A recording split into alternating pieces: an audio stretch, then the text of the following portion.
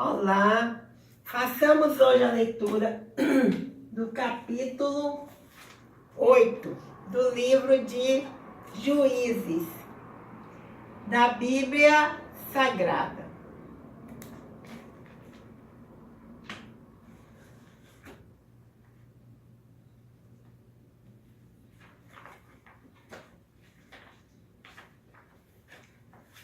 Juízes 8. Gideão aplaca os efraimitas e mata os reis do Midianitas.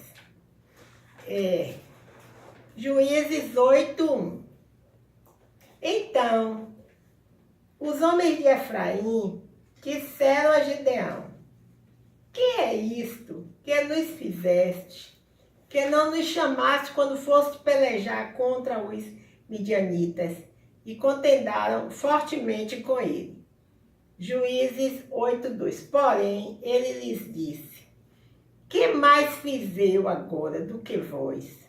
Não são porventura os rabiscos de Efraim melhores do que a vindima de Abiezer? Juízes 8:3. Deus entregou nas vossas mãos os príncipes dos midianitas, Oreb e Zeeb, que podiam fazer comparável com o que fizestes? Então, com falar-lhes esta palavra, abrandou-se-lhes a ira para com ele. Juízes 8:4.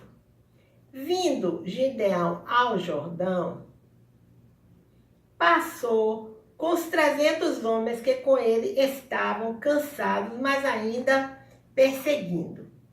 Juízes 8:5. E disse aos homens de Sucote: dai, peço-vos, alguns pães para estes que me seguem, pois estão cansados, e eu vou ao encalço de Zeba e Salmuna, rei dos midianitas. Juízes 8:6. Porém, os príncipes de Sucote disseram: porventura tens já sob teu poder o punho de Zeba e de Salmuna, para que demos pão ao teu exército? Juízes 8:7. Então disse Gideão: por isso, quando o Senhor entregar nas minhas mãos Zeba e Salmuna, trilharei a vossa carne com os espinhos do deserto e com os abrolhos. Juízes 8:8. Dali subiu a Penuel e de igual modo falou a seus homens. Esses de Penuel lhe responderam como os habitantes de Sucote lhe havia respondido. Juízes 8:9. Pelo que também falou aos homens de Penuel, dizendo: quando eu voltar em paz, derribarei esta torre. Juízes 8:10. Estavam, pois, Zeba e Salmuna em Carcó, e os seus exércitos com eles, uns 15.000 homens, todos os que restaram do exército de povos do Oriente, e os que caíram foram 120.000 homens que puxavam da espada. Juízes 8:11. Subiu Gideão pelo caminho dos nômades, ao oriente de Noba e Jegbeá, e feriu aquele exército que se achava descuidado. Juízes 8:12. Fugiram Zeba e Salmuna, porém ele os perseguiu e prendeu os 2 reis dos midianitas, Zeba e Salmuna, e desbaratou todo o exército. Juízes 8:13. Voltando, pois, Gideão, filho de Joás, da peleja, pela subida de Eres, Juízes 8:14, deteve a um moço de Sucote e lhe fez perguntas. O moço deu por escrito o nome dos príncipes e anciãos de Sucote, 77 homens. Juízes 8:15. Então veio Gideão aos homens de Sucote e disse: Vedes aqui Zeba e Salmuna, a respeito dos quais motejastes de mim, dizendo: porventura, tens tu já sob teu poder o punho de Zeba e Salmuna, para que demos pão aos teus homens cansados? Juízes 8:16. E tomou os anciãos da cidade e espinhos do deserto, e abrolhos, e com eles deu severa lição aos homens de Sucote. Juízes 8:17.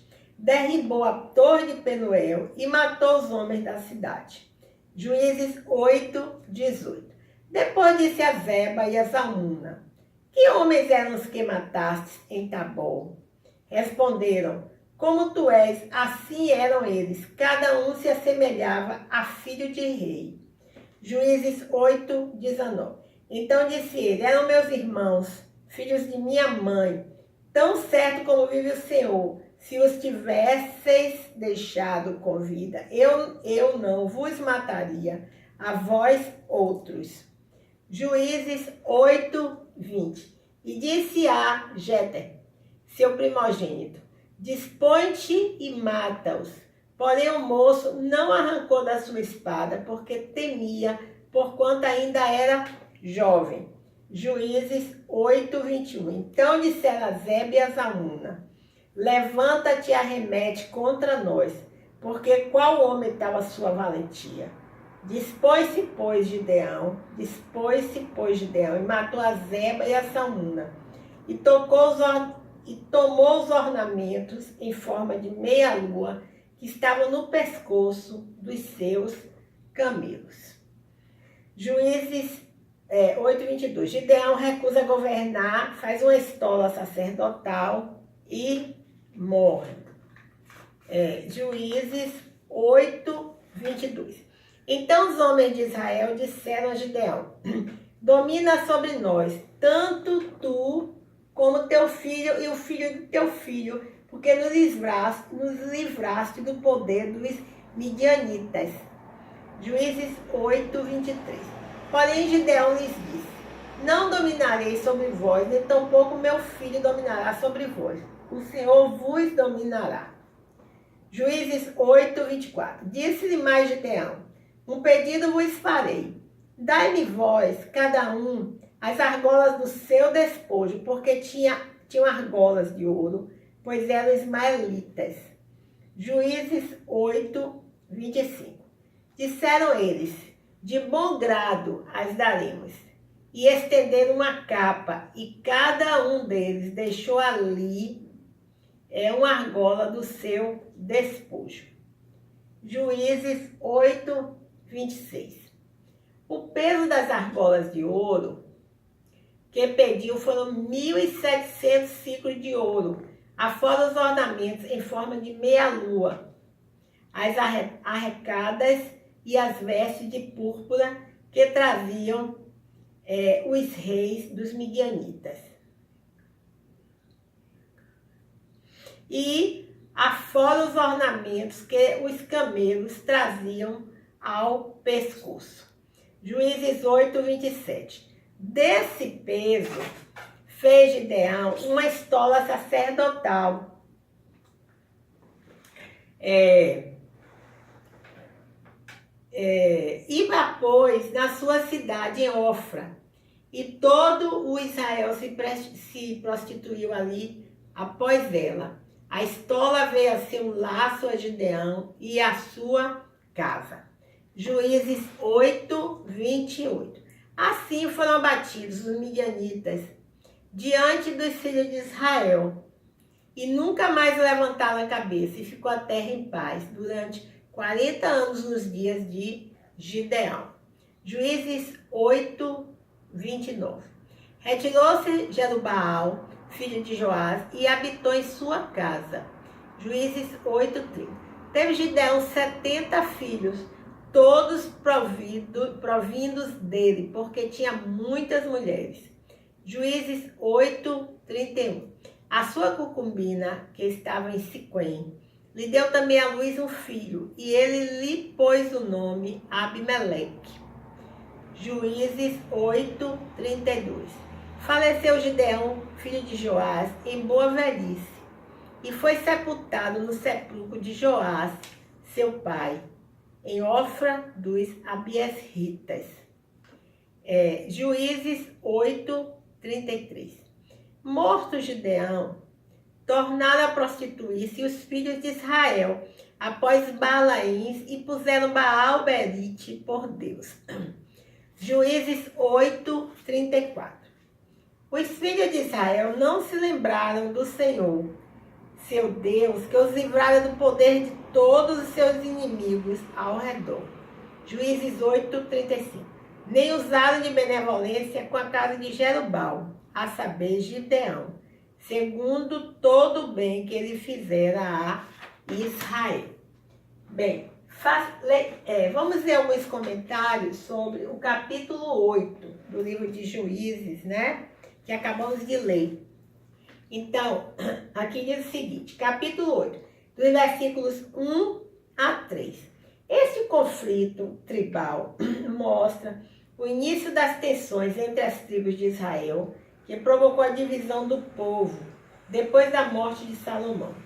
Nesse caso, porém, Gideão escolheu manter a paz, declarando aos efremitas que mesmo os rabiscos, os piores de Efraim, eram melhores que a Vidma, os melhores de Abiezer, o clã de Gideão. Possivelmente um provérbio antigo que refletia a superioridade de Efraim. Vejamos alguns comentários do versículo 8, do capítulo 8, né, de Juízes, o versículo 19. No Antigo Oriente Próximo, era comum os homens terem várias esposas e concubinas. Assim, era preciso distinguir entre irmãos e meio-irmãos, especialmente quando ocorriam conflitos envolvendo a herança. A poligamia começou quando Lameque, o sétimo na linhagem de Caim, começando com Adão, tentou se apropriar das bênçãos de Deus, fertilidade e multiplicação, a seu próprio modo. No entanto, na criação, Deus instituiu a monogamia. Livro de Juízes, capítulo 8, entre os versículos 22 e os comentários sobre os versículos 22 e 23. Diz assim: ao recusar ser coroado rei, Gideão reconheceu que Deus era o rei de Israel. Os israelitas pediram para Gideão reinar sobre ele por dois motivos. Em primeiro lugar, desejavam uma segurança duradoura, que não terminava com a morte do juiz. Em segundo, talvez estivessem procurando imitar os reinos cananeus, acreditando que o livramento e poder viriam de um rei humano. A resposta de Gideão parece uma crítica ao segundo motivo, pois ele incentivou o povo a depender do Senhor, sua única segurança verdadeira. Aleluia, glória a Deus. Bem, ainda aqui alguns comentários com relação ao capítulo 8 do livro de Juízes. Diz assim: o éfode é descrito como uma vestimenta colorida usada pelo sacerdote e empregada para discernir a vontade de Deus. No entanto, é associada à idolatria dos últimos capítulos de Juízes, onde é usada como um objeto de culto independente. Como as palavras trágicas e todo Israel se prostituiu ali após ele, mostraram que as intenções de Gideão e a reação dos israelitas foram extremamente influenciadas pela idolatria de seus vizinhos cananeus.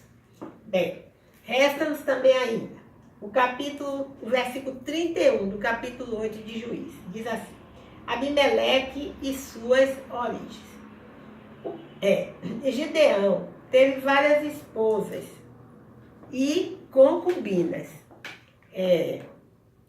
Um sinal comum de riqueza ou nobreza no antigo Oriente Próximo.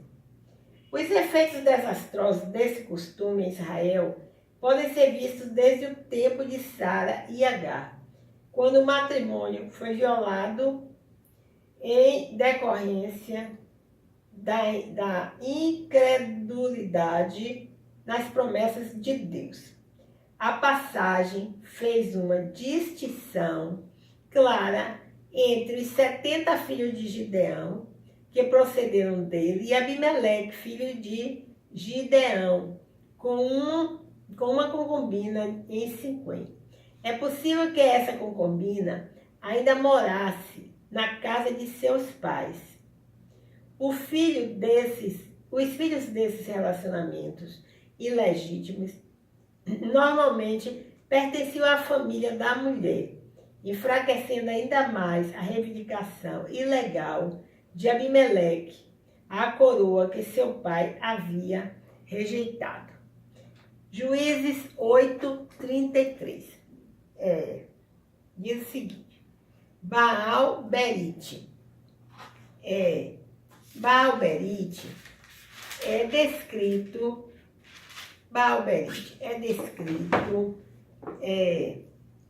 como um deus de Siquém, uma cidade cananeia localizada a cerca de 64 quilômetros no norte dos montes Efraim, Ebal e Gerizim. Posteriormente, a cidade se tornou um centro político e religioso importante em Israel. Na melhor das hipóteses, o culto praticado em Siquém era uma mistura de elementos cananeus e israelitas. Por ironia, Siquém era o local onde Josué havia renovado 2 concertos cruciais entre Deus e Israel. Bem, passemos agora aos versículos de 7 a 15, né? E ao último comentário aqui do nosso capítulo. Perdão, ainda tem outro comentário aqui. Não, desculpa, esse é o último, né? O comentário da Bíblia. Então, o Monte Gerizim, situado próximo a Siquém, onde Josué cumpriu a ordem de Moisés de renovar concerto entre Deus e Israel, foi o lugar escolhido por Jotão para contar sua parábola. Falou do despeito à lei por parte de Abimeleque e dos cidadãos de Siquém e profetizou contra o governo malfadado de Abimeleque naquela cidade. A parábola é de tom claramente irônico. As árvores da floresta convidaram a oliveira, a figueira e a videira, 3 árvores extremamente valorosas, para governar sobre elas. As 3 recusaram. O espinheiro, uma árvore sem valor, perigosa para os agricultores e que servia apenas para ser queimada, representando Abimeleque, aceitou o convite. A promessa falsa, pois o empilhamento, a promessa falsa, pois o espinheiro não passa de um arbusto. A profecia de destruição pelo fogo foi uma profecia verdadeira sobre o fim do povo de Siquém. Bem, então, terminamos hoje a leitura do capítulo 8 do livro de Josué, da Bíblia Sagrada. Bem, enquanto eu li aqui esses comentários do capítulo 8, né, surgiu aqui um aspecto interessante. Deixa eu localizar aqui rapidinho. Juízes, né? Então, Juízes, os comentários de Juízes aqui. Juízes 8, né? Ele diz assim,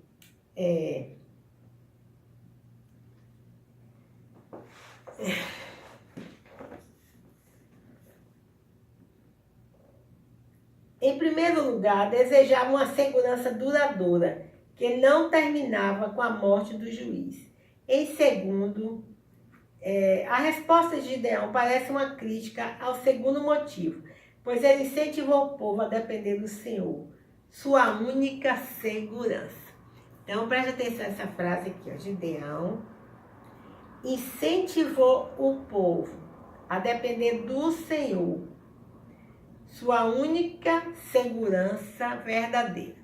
Muitos não reconhecem essa verdade, que do nosso Senhor Deus, através de Jesus Cristo, possa vir a única e verdadeira segurança. Mas é verdade.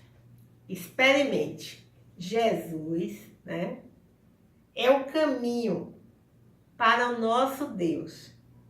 E Ele é a nossa única segurança verdadeira. Muito obrigada por me escutar. Meu nome é Lúcia Marques, meu canal é Leitura da Bíblia. Até o próximo encontro.